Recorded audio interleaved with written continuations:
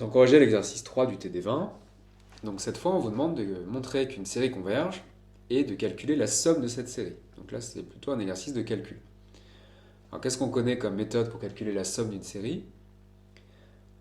Donc on a une première formule au programme, c'est celle des séries géométriques, et c'est tout. Donc seule formule au programme, c'est celle des séries géométriques. Qu'est-ce qu'on peut faire d'autre? On peut revenir à la définition. La somme d'une série, c'est la limite des sommes partielles. Donc si on arrive à calculer les sommes partielles, en passant à la limite, on va calculer la somme d'une série. Quand est-ce qu'on va savoir calculer les sommes partielles?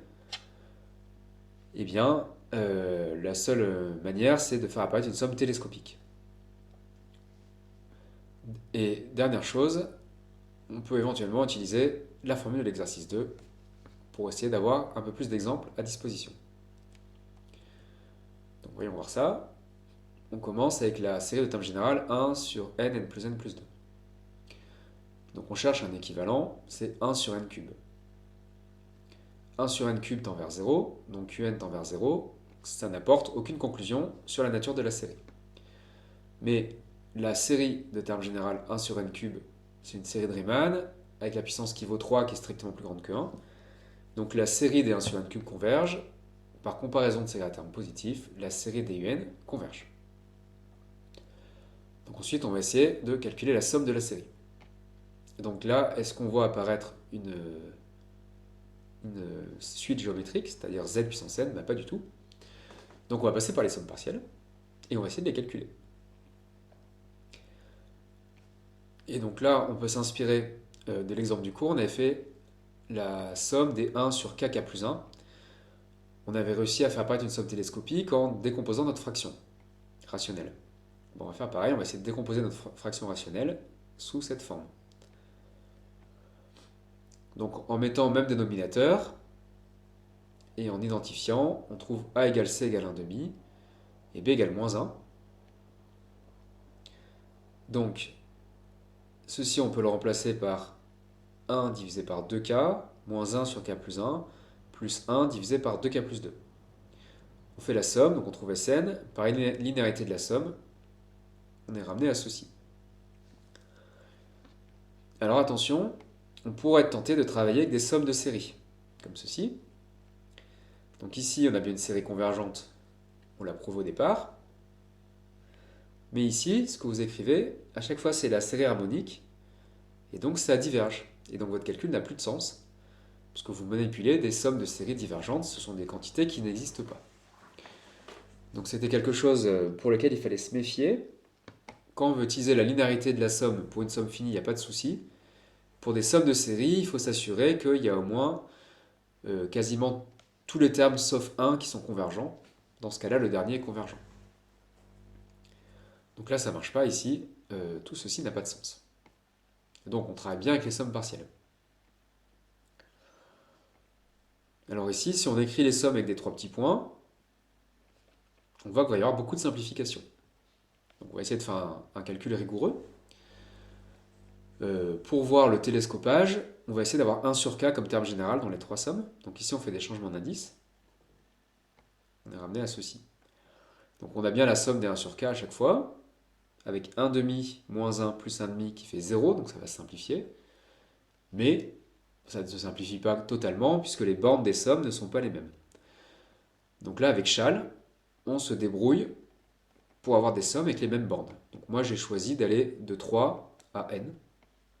Donc ça donne ceci. Donc la somme des 1 sur k de 3 à n, elle y est 1 demi plus 1 demi moins 1. Donc là, les trois sommes se simplifient. Et il reste des termes là que j'ai écrits ici. Et donc on a calculé nos sommes partielles. Donc après, quand n tend vers l'infini, ça tend vers un quart, qui est un nombre fini. Donc ça prouve que la série converge. On le savait déjà, mais on aurait pu ne pas le prouver, puisqu'on l'a prouvé ici. Et puis la somme de la série est égale à un quart. Donc sur ISA-Liège, vous trouvez un petit programme Python qui permet de vérifier.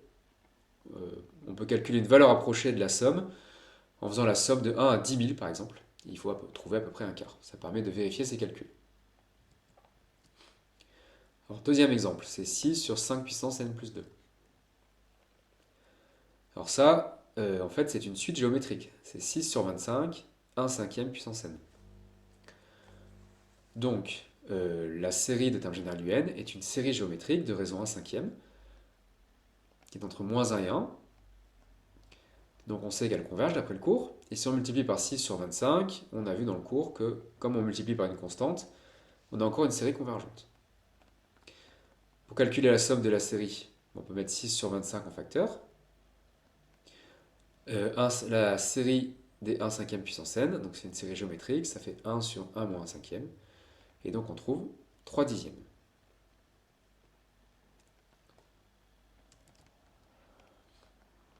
Alors, troisième exemple. Donc cette fois, c'est n sur 3 puissance n. Donc là, ça ressemble à une série géométrique, mais il y a un n. Donc en fait, on va utiliser le résultat de l'exercice 2. Donc là, dans le PDF, j'ai redémontré, au cas où on n'ait pas fait l'exercice 2 avant. Donc si vous n'avez pas encore fait l'exercice 2, il faut voir tout ça, qui permet de montrer que cette série est convergente quand x est strictement entre moins 1 et 1, et que la somme de la série, c'est 1 sur 1 moins x au carré. Alors ici, bon, déjà si on ne sait rien, on voit que n cube sur 3 puissance n tend vers 0 par croissance comparée. Donc un est un petit taux de 1 sur n carré, donc un grand taux aussi. Et donc comme on a vu dans le premier exercice, on sait en déduire que la série des n converge.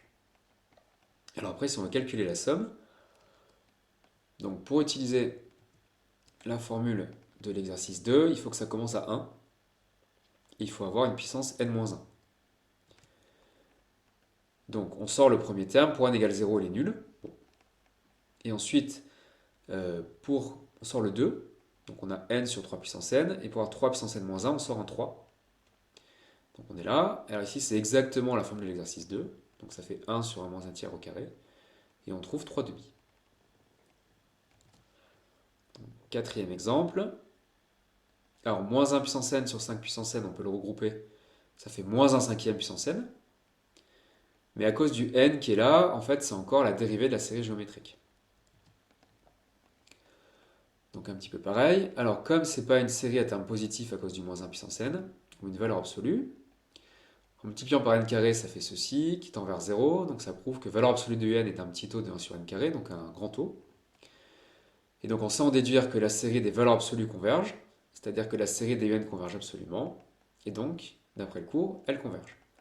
Donc là, les raisonnements, ils sont dans le premier exercice, il faut les refaire, mais pour gagner du temps, on ne les a pas réécrits.